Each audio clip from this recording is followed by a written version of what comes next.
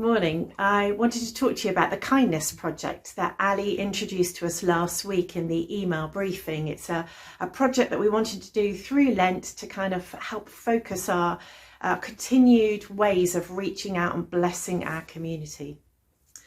I read this quote at the beginning of the new year from Pete Greig, the founder of 24/7, and I thought it was so helpful. And it says this: churches which flourish on the other side of this pandemic won't necessarily be the ones that created the best content during the crisis, but rather those that engendered a sense of belonging throughout the isolation of this season. Never in my lifetime have so many people been so hungry for encouragement and love. Simple acts of kindness and thoughtfulness are likely to echo in many years to come. And the idea behind the Kindness Project is to create a kind of framework, a simple framework for things that we might do through Lent that might echo in years to come, echo about the story of God, the character of God, the love of God. And each week, on the theme of the sermon, the Lenten sermon that week, will provide something you could do and some way that you could pray for that week on the theme of the sermon. This week's sermon is on the wilderness, or on isolation, and one of the big issues around COVID is isolation. And we wanted to look at a way that we could reach out to our communities and say, we love you, we care for you, we're praying for you. I know many of you have been supporting people already who are isolated, and those are the echoes of kindness we pray that will go on and on. But for others, perhaps a fresh impetus might be this week an opportunity to write a short card, a little postcard, a little note. You might like to make a card if you've got more time, and send a card to somebody who is isolated. There might be somebody that you know, or we thought in particular maybe residents of care homes in our parish. We have a list of them on the website with their addresses. And you might like to send an unnamed card in an unsealed envelope to the manager of that home, and for them to give it to somebody who most needs encouragement at this time, at the manager's discretion.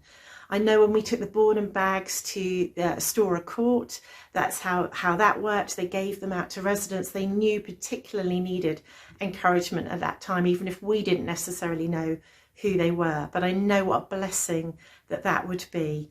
So the list of names and addresses of the homes are on our website.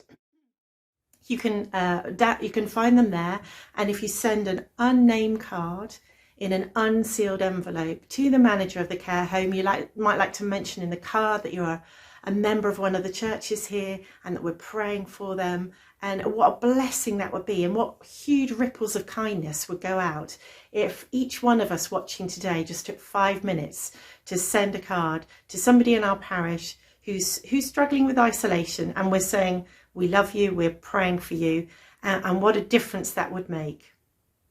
Secondly, something to pray, and each week will provide an idea of a way to pray that week. Well, on the theme of isolation, we thought as you go on your daily walk, or you take some time out walking around the place, you might this week become really conscious that God is with you as you walk. When you begin your walk, become aware of the presence of God going with you. He might lead you to pray a certain way. He might speak to you differently. The walk might be quite different because you've been intentionally aware, not that God isn't always with us, but that you've become mindful that he is with you and leading you as you walk, and you're not alone, and you have the company and the presence of God in your walk. And if you're a parent who's craving the idea of a walk on your own, you've got children with you, perhaps at the beginning of your walk, you might say on one of your walks, right, well, God is with us. Today we're being really aware that God is with us. Perhaps he might show us something on our walk, or perhaps he might speak to us, or maybe lead us to pray for somebody as we walk. It just changes the way that we go about our daily business. The isolation of COVID, that God, the Spirit of God, is present with us, and we are not alone. And let's use the Kindness Project as a way of affirming that with others and reminding ourselves of that. If you do any of these ideas or you're inspired by anything, share your ideas on Facebook, send me an email or Dave an email, send something on the church website. Let's really be encouraging each other to go for it, and we'll see you next week.